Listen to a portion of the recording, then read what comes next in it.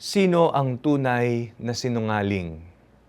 Be blessed tuwing Webes. Ako po si Father Fiel Pareha ng Santo Rosario Parish, Magalang, Pampanga. Tara po at magkapit pandasal na tayo.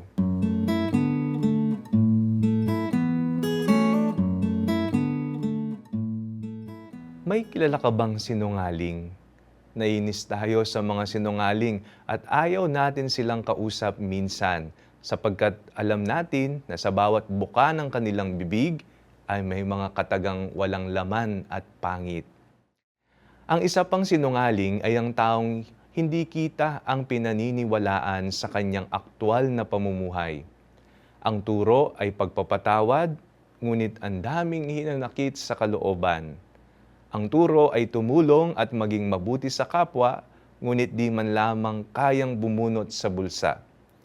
Ang turo ay pagmamahal, ngunit nauuna pang magpalaganap ng kasiraan. Tama nga ang mga obserbasyon ni San Juan sa kanyang unang sulat. If anyone says, I love God, but hates his brother, he is a liar. For whoever does not love a brother whom he has seen cannot love God whom he has not seen. Hindi tugma ang papuri sa isang mapagkunwaring labi. Hindi totoo sa pinananaligan, sa totoong pamumuhay.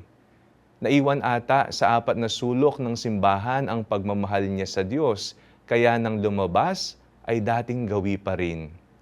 Isa sa mahalagang ating gawin ay ang pagtutugma. Ang ritmo nawa ng pagmamahal ng Diyos ang siyang pumukaw sa ating mga puso para ugain ang ating mga sariling kasinungalingan sa buhay. Makikita na tayo ay mga anak ng Panginoon kung ang ating mga labi ay bumibigkas ng papuri at katotohanan. Manalangin tayo. Pagkalooban mo kami, Panginoon, ng tamang disposisyon para maipalaganap ang katotohanan sa lahat ng taong aming makakasalamuha. Amen.